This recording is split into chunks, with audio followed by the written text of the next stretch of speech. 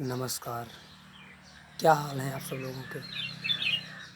मैं फिर हंसो यारो मिश्रा जी चैनल से पंडित रुद्र कुमार आप सबका अभिनंदन करता हूँ। मुझे एक बात समझ में नहीं आई और बहुत ही खटक रही है, वो कौन सी बात है और क्या है उस बात में। मुझे समझ में नहीं आता है कि जब लड़का छोटा होता है तब वो माँ बाप के हवाले होता है, और जब लड़का बड़ा होता है तब माँ बाप के चंगुल से निकल जाता है और माँ बाप उसके चंगुल में आ जाते हैं। क्या है ऐसा, क्यों है ये कुछ बातें हमें खटकती रहती हैं, इसलिए मैं वीडियो के द्वारा आप लोगों तक पहुंचाता हूँ। कुछ बच्चे होते हैं जो माँ बाप को मारते हैं, पीटते हैं और उनको बड़े दुख देते हैं। लेकिन क्या ये संभव है? क्या ऐसा होना चाहिए? क्या ज़माना है, क्या बदला हुआ ज़माना है। बेटा बाप के ऊपर साया करता है, लेकिन बाप बेटे के ऊपर साया करता बाप बेटे के ऊपर साया करता है, लेकिन बेटा बाप के ऊपर साया नहीं करता है। उसको मारता है, पीटता है, उसको एक एक रोटी के लिए तरसा देता है। ये कहानी है जो इस प्रसंग के द्वारा मैं आप लोगों को सुनाना चाहता हूँ।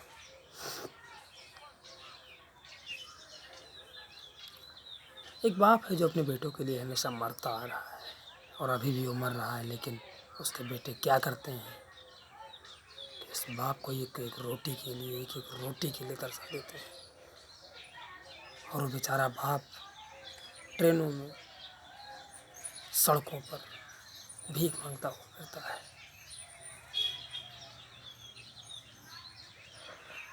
याद करने वाली बातें हो जाती हैं, लेकिन ऐसा नहीं कि समय आता नहीं है, समय भी आता है। हर रोज़ वो ट्रेनों में भीख मांगता हुआ फिरता रहता है और वो परेशान बंदा सबके आगे हाथ फैलाता है, भाई कुछ दे दे, भाई कुछ दे दे। एक दिन एक व्यापारी मिला उसको और उससे जो है उसने भीख मांगी। तो उस व्यापारी ने कहा कि तू तो भिखारी है, तेरे पास देने लायक क्या है? और मैं व्यापारी हूँ, मैं लेन देन में ज़्यादा बिलीव करता हूँ। अगर मैं आपको पैसे दूंगा तो आप क्या दोगे? भिखारी को सन की था, उसको ये बात समझ में आई कि यार ये क्या है, ये बंदा क्या कह रहा है। अचानक उसके दिमाग में एक बात आई कि मैं भी कुछ दूंगा तो हो सकता है मुझे कुछ ज़्यादा पैसे मिल जाएं। सोचता रहा। बहुत देर बाद तो उसको एक समझ में आई कि पटरी के सामने, ट्रेन की पटरी जहाँ वो भीख मांगता था, स्टेशन के बाहर कुछ पुष्प लगे हुए थे। उन पुष्पों पर उसका ध्यान गया और उसने पुष्प तोड़े और लोगों को पुष्प दे, वो लोगों से पैसे ले।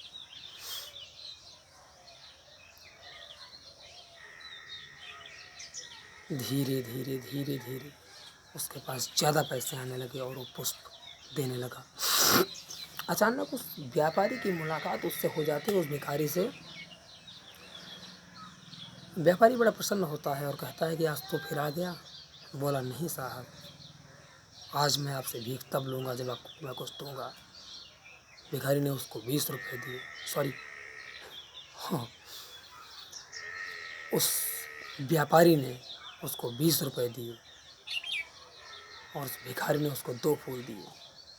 ऐसे करते क्रम चलता रहा। एक दिन भिखारी बहुत बड़ा आदमी बन गया, बहुत बड़ा आदमी। एक स्टेशन पर दोनों की मुलाकात होती है तो कहता है बाबूजी नमस्कार। व्यापारी देखने लगा कि यार कौन है। बोला मैं आपको पहले कभी नहीं देखा।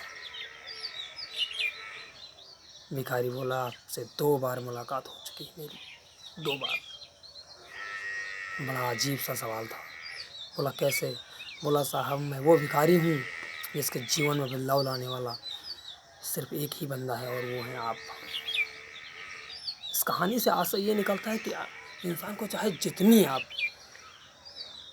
परेशानी दे दो, और चाहे जितना कष्ट दे दो, एक न एक दिन समय पलटता है, फिर ऊपर वाला किसी की नहीं सुनता, सिर्फ आपकी सुनेगा।